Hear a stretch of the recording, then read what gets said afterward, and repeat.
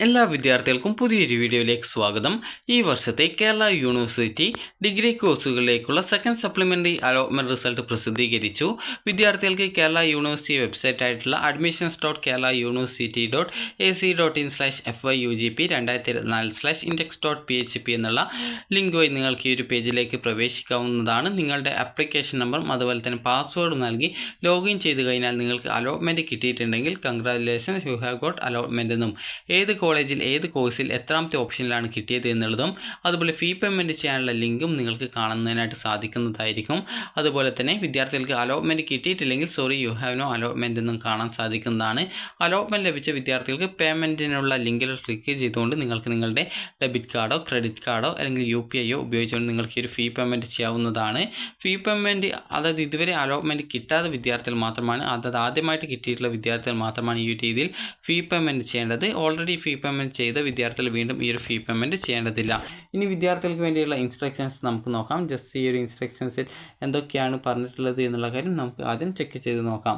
അപ്പോൾ ഈ ഒരു ഇൻസ്ട്രക്ഷൻസിൽ പറഞ്ഞിട്ടുള്ളത് വിദ്യാർത്ഥികൾക്ക് രണ്ടാം സപ്ലിമെൻ്ററി അലോട്ട്മെൻറ്റ് പ്രകാരമുള്ള അഡ്മിഷൻ ജൂലൈ 27 മുതൽ 29 വരെയാണ്. അതായത് 27 മുതൽ 29 വരെയാണ്. അപ്പോൾ ഇന്ന് 26 അപ്പോൾ നാളെ, അതായത് ശനി, ഞായർ, തിങ്കൾ എന്നിങ്ങനെയുള്ള ദിവസങ്ങളാണ്. അതായത് 27 മുതൽ 29 വരെയാണ് ഈ ഒരു അഡ്മിഷൻ. ഞായറാഴ്ച ഉണ്ടാവില്ല, 27, 29 ആണ്. അപ്പോൾ നിങ്ങൾക്ക് നിർദ്ദേശങ്ങളെന്ന് പറയുന്നത് വിദ്യാർത്ഥികൾക്ക് ആപ്ലിക്കേഷൻ നമ്പറും പാസ്വേഡും ഉപയോഗിച്ച് ലോഗിൻ ചെയ്ത് അലോട്ട്മെൻറ്റ് ചെക്ക് ചെയ്യാവുന്നതാണ്. പുതുതായിട്ട് അലോട്ട്മെൻറ്റ് ലഭിച്ച വിദ്യാർത്ഥികൾ ഓൺലൈനായിട്ട് ഫീസ് അടച്ച് അലോട്ട്മെൻറ്റ് മെമ്മോ ഡൗൺലോഡ് ചെയ്യാൻ സാധിക്കുന്നതാണ്. നിലവിൽ ഏതെങ്കിലും കോളേജിൽ അഡ്മിഷൻ എടുത്ത വിദ്യാർത്ഥികൾക്ക് പുതിയ അലോട്ട്മെൻറ്റ് ലഭിക്കുകയാണെങ്കിൽ പ്രൊഫൈലിൽ നിന്നും അലോട്ട്മെൻറ്റ് മെമ്മോ ഡൗൺലോഡ് ചെയ്ത് എടുക്കേണ്ടതാണ്. ജൂലൈ 27, 29 തീയതികളായിട്ടാണ് അഡ്മിഷൻ.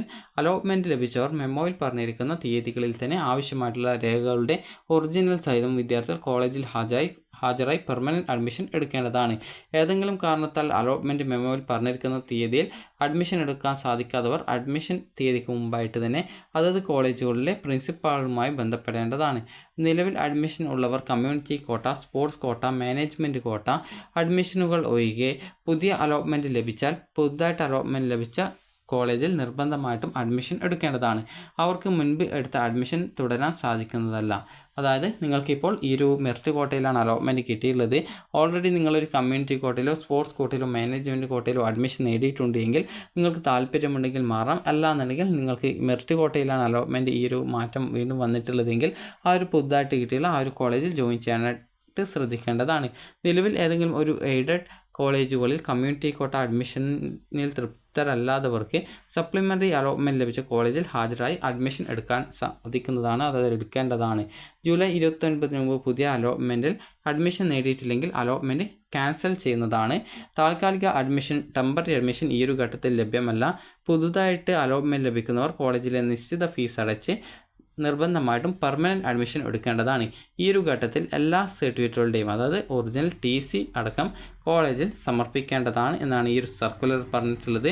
അപ്പോൾ ഈ ഒരു Kerala university second supplementary allotment ലഭിച്ച വിദ്യാർത്ഥികൾ ജൂലൈ 27 മുതൽ 29 വരെ പോയിട്ട് അഡ്മിഷൻ എടുക്കേണ്ടതാണ്. അപ്പോൾ വിദ്യാർത്ഥികൾക്ക് ഈ ഒരു വീഡിയോ ഉപകാരപ്രദമായിട്ടുണ്ടെങ്കിൽ ലൈക്ക് ചെയ്യുക, ഷെയർ ചെയ്യുക. Thank you for watching.